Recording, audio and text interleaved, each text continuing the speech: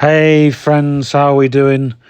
Really sorry things haven't gone to plan. I've doing this and then I'm going to do the live stream, but I'm not going to do the live stream over on Bigo till probably tomorrow morning when I'm on my way to town. So I'm absolutely sorry. I'm a little hoarse. And yeah, so I'm going to do this podcast at the best of my ability. It's been one of them days, hasn't it? You know, we all have one of those days where it just, the day starts all right, and then you sort of start looking down a fucking toilet. Anyway, let's do the shout outs. So the shout outs goes to Sammy Forage. Sign to it, go to her channel, check her out. She's awesome. Then there is a shout out to Auntie Mandy. Big shout to him. And then there's also a big shout to the Engine Room and the Spectrum Alliance Movement, Merseyside. And yeah, 20 years for YouTube. Happy birthday, YouTube. Can't believe we've got this far. I remember watching some of the most awesome creators on here. Dan Wood being one of the first I can remember, along with Beardy Man, who's still going. They're both still going. Dan Wood now does a podcast with Ravi and Joe. They've been doing it for, crumbs, is it 3 years, 4 years? I'm not entirely sure. The years have kind of just rolled by. And yeah, and, you know, and we all watched Cinemassacre, Angry Video Game Nerd. We all watched Weeble. We all watched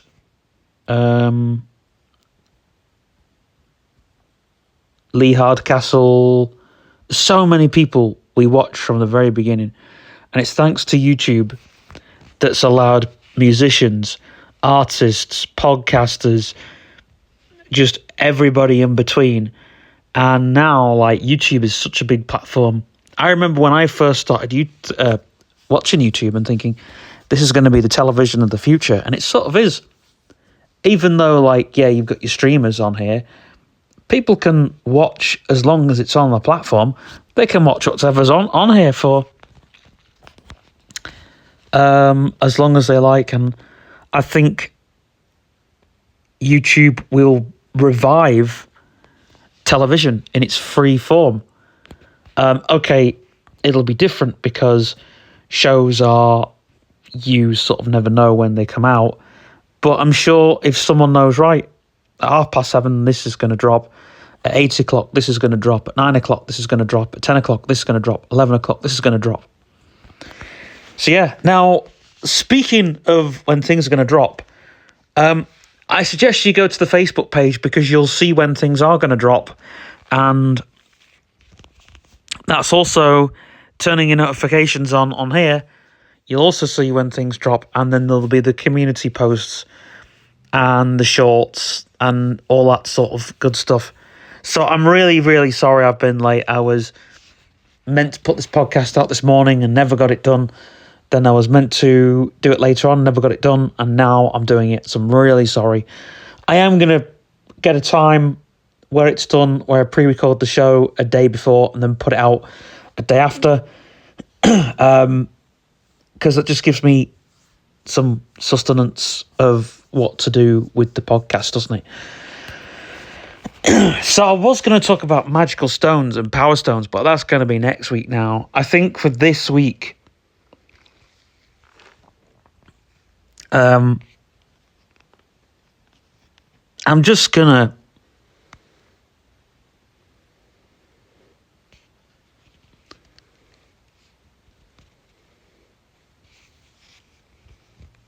like noting things and stuff like that.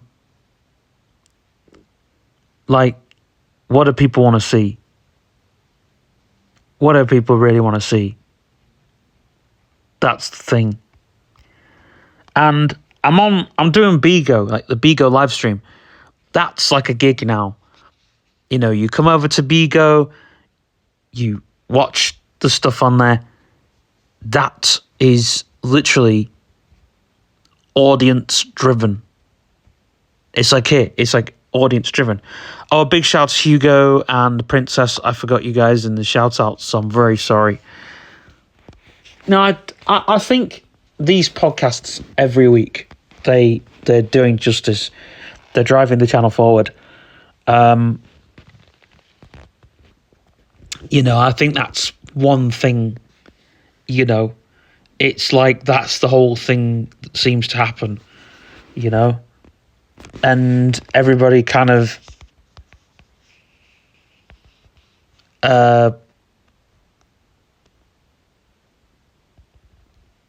you know, they kind of don't know where we're at with this channel, but it's mostly,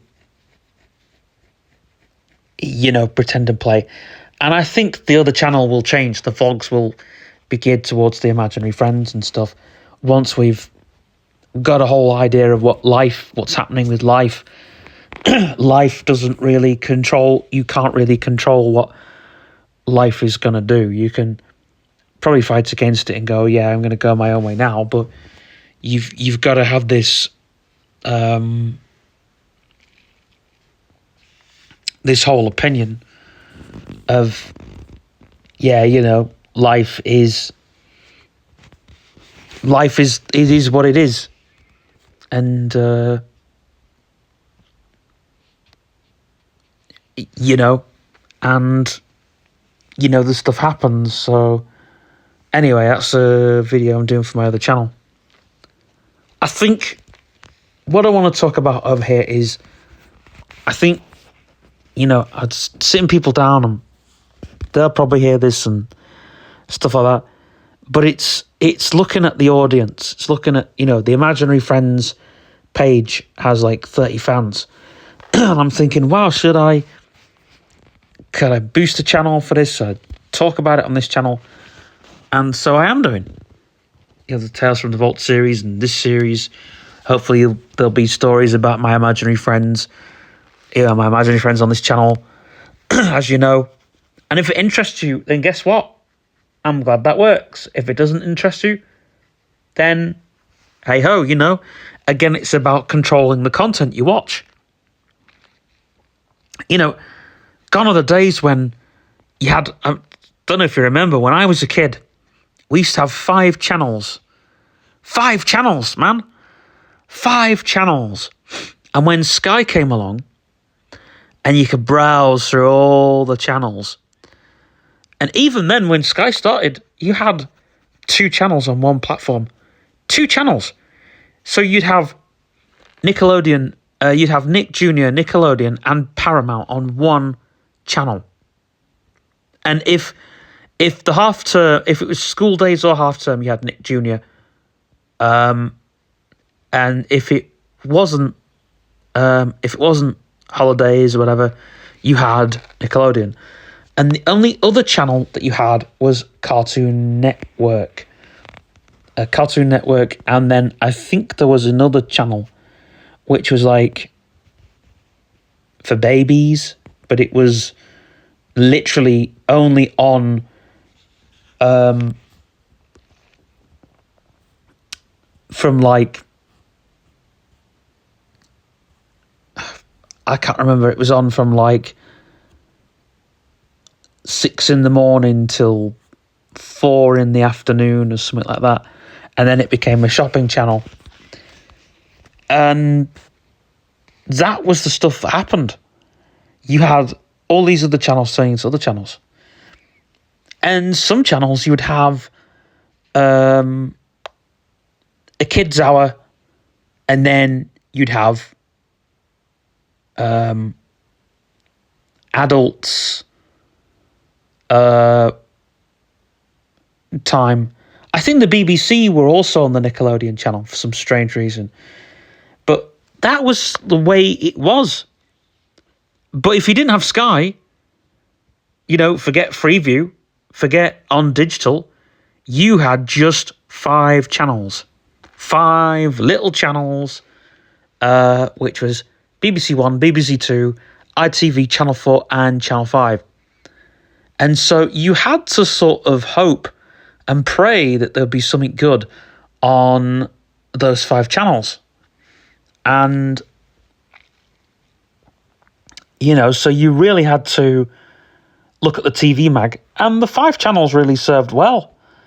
Channel 5, there would be good stuff on Channel 5 if if you knew what to watch. BBC One, BBC Two, ITV, Channel 4, and Channel 5. There'd be something good on those 5 channels. Channel 4 there'd be a film on, or it ended up being sort of Hollyoaks, the Hollyoaks channel, because you turn it on a Sunday and you'd be watching hours worth of Hollyoaks. And then I think the BBC did that with Casualty for a little while, so it'd be like, and then there'd be, then ITV. Oh yeah, and it would be on a Sunday morning on every channel, no matter where you were on, BBC One, BBC Two, ITV, Channel 4 or Channel 5, they would all on Sunday morning. Oh no, Channel 5 didn't have it. Channel 5 just had, what did Channel 5 have? Channel 5 just had Milkshake. So we all knew, if you didn't want a bit of God in the morning, you knew to stay clear from all the other channels. And ITV used to be really cool because they used to have the Christian cartoons on, which were really cool. They did like they had like a Noah's Ark cartoon, and they had a robot telling Christian stories, and there'd always be like a, what did you do? And all the rest of it. BBC One, BBC Two would be Hallelujah, Hallelujah, oh, oh, oh, oh, oh. That was BBC One and BBC Two, and and there'd be full-blown church services in the morning. I shit you not, right? And then in the afternoon or in the evening, on Sunday evening, or was it Sunday afternoon? I can't remember. Everybody would tune in. Like nowadays, it's on the afternoon, isn't it? But everybody, the world and his wife, on BBC One, would tune in to songs of praise. To more or less hear the favourite hymn. And it came a bit of a... I remember there was a time, it's not like that now, but I remember there was a small time where they made songs of praise a bit like a Top of the Pops for old people. It was like the OAP's Top of the Pops. It sort of is a little bit, but it was more sort of hymns and songs, and they got sort of pop stars or footballers or wherever had turned into Christians. Heather Small was on it a lot, from M People. She was really, I liked listening to her because she had a really good testimonial. But she was on there a lot, to the point where it was like, is she, does she need money? Is that why she's on it a lot? But she is a Christian. I read somewhere Heather Small's interviews online. There was a time where when you were bored of reading people's like live stories and stuff like that, when you wanted to read real interviews, there's 2 interviews I've read that's really good. One is Ronnie Size, and the other one was Heather Smalls. And I think when I read Heather Smalls was really sort of hitting the... Oh, and Moby. They're the 3 really good things I've read and heard. But I think the thing is, when you're looking at those things. But back to the television. We only had those 5 channels. And, the rest of the week, BBC One, would be either the news or EastEnders or whatever. BBC Two, there'd be some boring documentary on. ITV, Emmerdale, Coronation Street, and Celebrity, Get Me Out of Here. Get Me Out of Here. Channel 4 was Big Brother, and I can't remember what was on Channel 5 at the time. But now, like, ITV has got all of those shows that you once watched on Channel 4 and Channel 5. So I don't know. I think they're all competing against each other now. It's like ITV's got Big Brother and Love Island, and Britain's got crap. Sorry, I just hate that show. And I even hate the Eurovision Song Contest. My reasons for hating it aren't for the reasons that it should be hated for. I hate it because the Eurovision Song Contest used to be good, right? Because it was, once upon a time, it was about the song, it was about the genres, It was like Lordi came on and proved they were this, Finland were heavy metal, and then Germany came on one year and proved they were techno, and proved that they could do techno. And then France came in one year with French house, and I think, and so you could sort of go, yeah, and because everybody was like, I remember the discussions were, the French don't know how to do techno. Wrong. The French actually do the best freaking techno and electro out there. And because I like synthwave. When you get into your 30s, when you start listening to less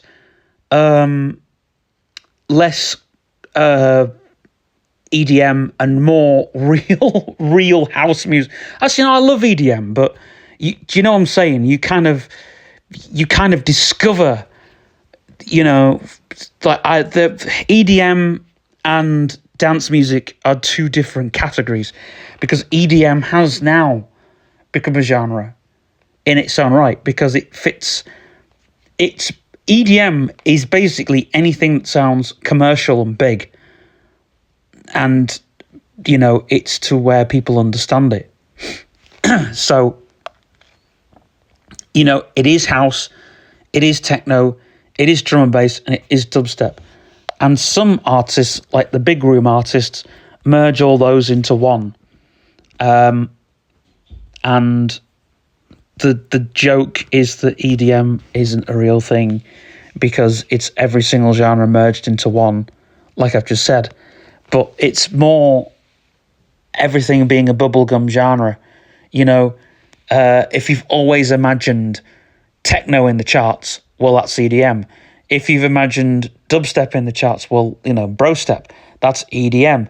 If you've imagined if once things start to hit when electronic dance music, once it hits the charts, that becomes, an EDM number. But I don't kind of want to beat the bush about it.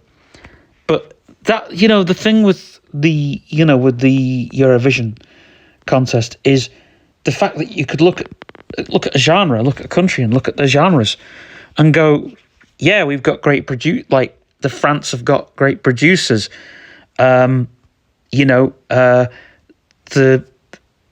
K-pop, Korea, proved with K-pop, which gets slandered for. I'll probably be sounding like a bigot when I say this, but people say that's the woke music, woke pop.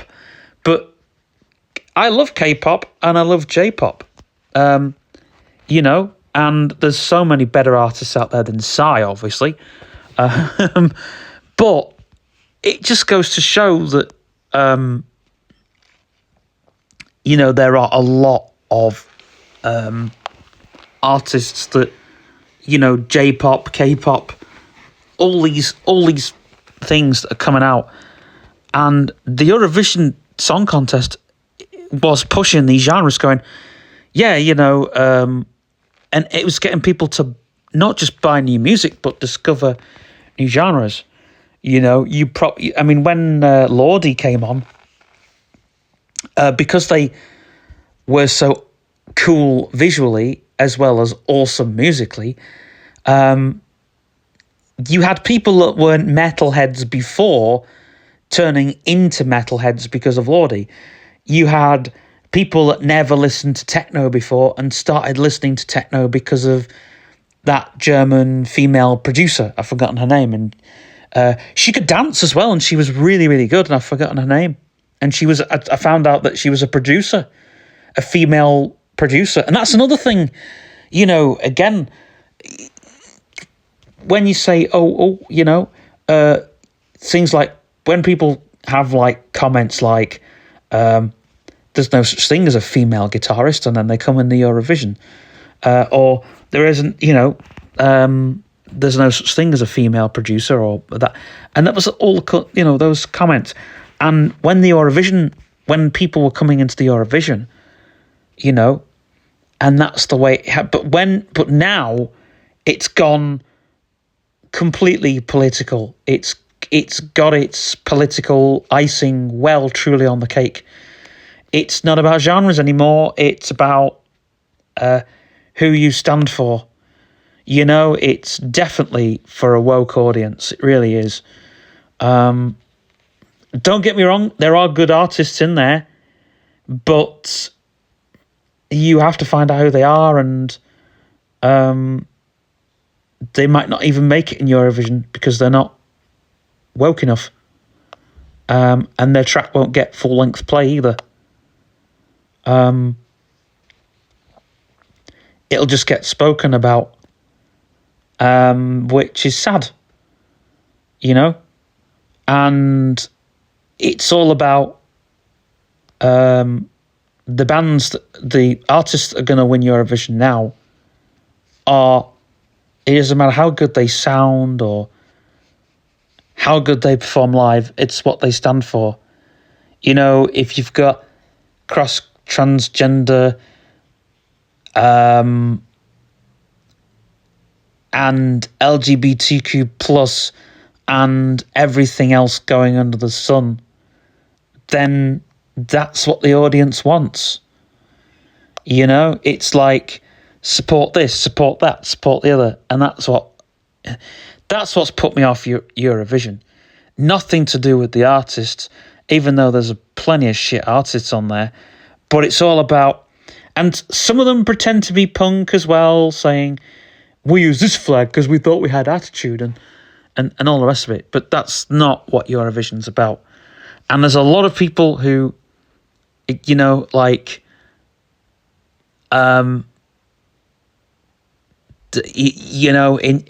even when they've had Israel on there, they've never had the psytrance scene from Israel on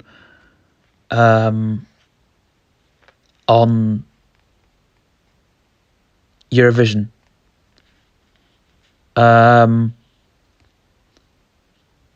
Because psytrance is really big in Israel, and to just get, I thought Infected Mushroom would have been on Eurovision. They would have been really cool to have on Eurovision. But that's the thing, that's the problem. It's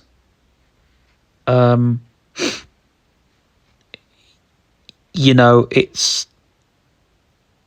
what shows to watch. And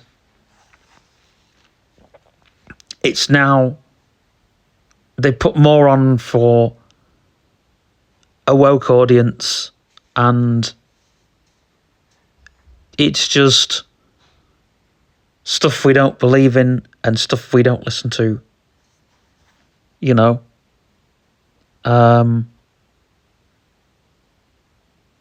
and the psytrance community is, I found out the reason why the search terms are banned from TikTok is because of Nova Festival. And even if you search Nova Festival, Those search terms are banned. And you can't talk about Nova Festival. Well, I just have. But that was the festival. They didn't even name the festival, but we found out what festival it was. And there was so many producers, there was so many artists that we even lost a dubstep producer through it. And if it wasn't for Space Cat coming out and speaking out for the community, we wouldn't have known. We would have known nothing about the festival. We would have known nothing. And the survivors, there was so many support from that. And there still is. Because, you know, and Hamas just ruin everything. You know? It wouldn't surprise me if Nova Festival goes to America next time. Because it's such a big festival and everybody goes to it. And it's a huge EDM thing. But it's like, that's what they want to do. And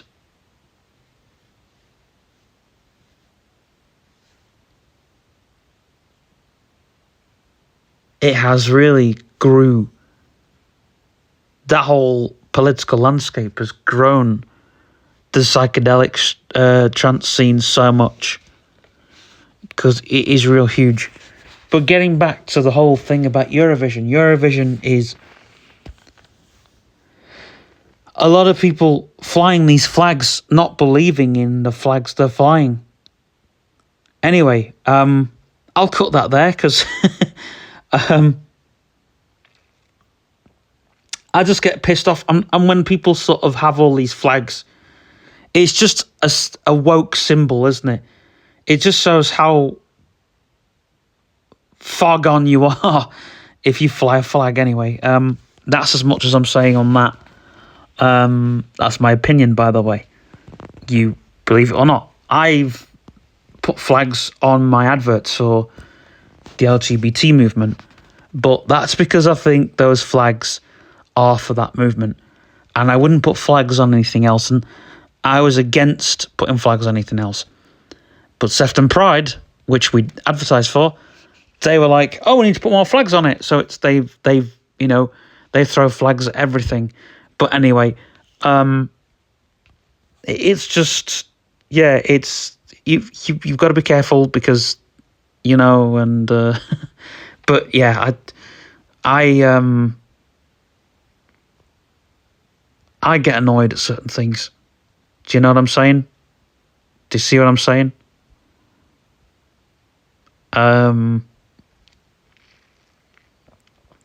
But yeah, so we only had these 5 channels, and then when Sky came in, and like, wow, that was a big changer. Sky Digital, with all the channels, and the radio, and games, and it was fantastic. It, like, Sky really sold it. You know, and they even had this channel called, I think it was Open, and if you went on there, you could watch people on the homepage and play games, and it really felt like a different world, you know? It felt like an exclusive world. There were things that you felt like you were finding, and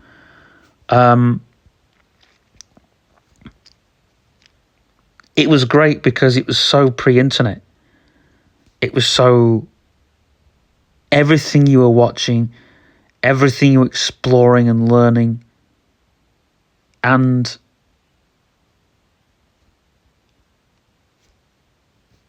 it sort of I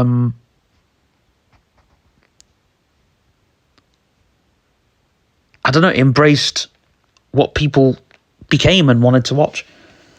And then the internet happened, And now you have YouTube. And now you can watch whatever you want to watch. You know, if you want to watch back-to-back episodes of Holy Fools and Horses, you can do. I mean, adverts are going to pop up every time, but you can watch. You know, if you want to watch Holy Fools and Horses at, say, 2 a.m, you can. If you want to watch Coronation Street at 12 or 1 a.m, you can. If you want to watch Brookside back-to-back, you can. If you want to watch... And people are putting stuff on YouTube, you know, Brookside, Coronation Street, full episodes back-to-back. You can watch hours and hours and hours of programs. You can watch Big Brother, Love Island. You can watch it all. You know, Britain's Got Talent, X Factor. You can watch it all. It's all there on YouTube if you want to watch it. And there's nobody saying, hey, you should, you know, there's an algorithm out there. But then again, there's other things you can watch as well. You know, if you want to watch stuff on my channel, I don't say to my viewers, you know, I'm sorry, folks, we're going to have no more car walkarounds for the rest of the next season, you know, because it's not a season where we have car walkarounds. No, I publish whatever the hell I want. If I want to publish car walkarounds, I publish them. If I want to publish, you know, something really cool, I'll publish it. And I do, you know, this podcast, and it goes out, and then I do the whatever. And I don't tell people, like, it goes out on Friday, but I don't say to people, oi, you know, this podcast only goes out this day, and tomorrow you have to get a video recorder if you want to watch it tomorrow. I mean, gone are those days, you know, where people had to get, you know, you had to record a program that was on, you know, just to watch it. You know, because you got catch up and on demand and all the rest of it. And who knows, you can watch, people will be watching this on the television. I know for certain 15% of you will be listening to this on your television. Don't get me why. Because this is, you know, it's where you want to listen. I don't control where people want to listen. You know, I don't say, oi, you got to listen on this. You got to watch on this. You know, this only comes out then. You know, when I put it on YouTube then, people on YouTube will watch it whenever. If they want to watch it on a Monday, 5 a.m. in the morning, they will. If they want to watch it lunchtime on Tuesday, if they want to watch one part of the video on a Monday and another part on a Tuesday, they can. You know, if they want to watch one part on a Monday and the rest on a Tuesday and the rest on a Thursday, they can. Because that's what people do. And people will watch videos in parts now. They probably won't sit and watch the whole thing start to finish. But they will watch it in parts. They might watch from the middle. They might watch from the end. They might watch from the beginning. They might watch from wherever they're going to watch. But people are going to watch. There's no control now over to, you know, back when I was a kid. You know, if you missed the program at 8:30 in the evening, that was it. Gone from history. Never to be found again. You know?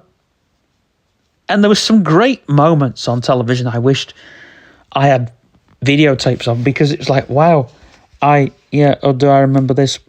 Yeah, I might not. I don't know. I don't care for it, kind of thing. Or maybe I do. Or maybe this happened. Or maybe that didn't happen. You know? But it's like, I mean, we all know about Crybaby Lane and we all know about the, you know, some of the weirdest stuff that aired on television. But it's like, did that really happen? You know? Like, there were kids' shows that took it too far. You know? And that was the golden age of television. And there's nothing now to think, what the jeepers is this that I've just watched? There's nothing now where you can sit and go, what is it I just watched? you know, because now people will search for it. And there's probably worse, and there is worse, and the worst stuff just feels like normal to anybody else that doesn't understand what's worse than that. I mean, those Screamer videos, a lot of them were fake. You know, the proper videos with the real disturbing backstories. You know, the girl in the video killed herself or whatever, and she made this. She's looking back at you. That was a fake video. I found out that was fake months after, like 2 months, 3 months after. Because what I found out was that the girl in the video was actually was she a model or something, posing? I can't remember. And someone stole the video and slowed it down. I can't remember. It was actually a plagiarized video, and they made it creepy. You could tell it was fake because she moved, but it was like one of those. Because it was done in the right way, if you looked away, you wouldn't know. Because it was a still image, and the rest of it was a video, and so the still image would be duplicated for. I mean, you could probably tell now, looking back, it'd be like a duplicated image for like a minute and a half, and then at the end of every minute, there'd be a video clip of the movement. But you wouldn't know that unless you knew. And it's stuff like that, you know? It's stuff like that. And it's like, you know, but people didn't know. And, you know, there was some real disturbing videos on the internet. Real unexplainable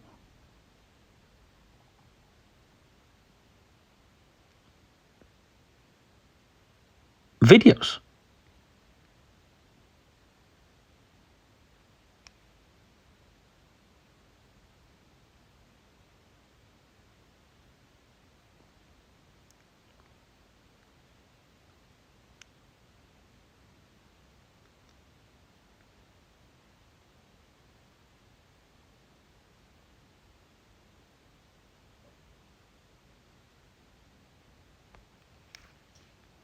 So yeah. So I think I'm gonna not bother streaming tonight. I think I'm gonna put a post saying I'm really sorry that I've not streamed. I put the podcast out, and you know, it's been a day. It's been a day that's gone south, but we all have them days, don't we, people? You know, where things just go not right. And I'm just going to chill and watch some videos and stuff. But I'll put this out for you guys, okay? Bye for now.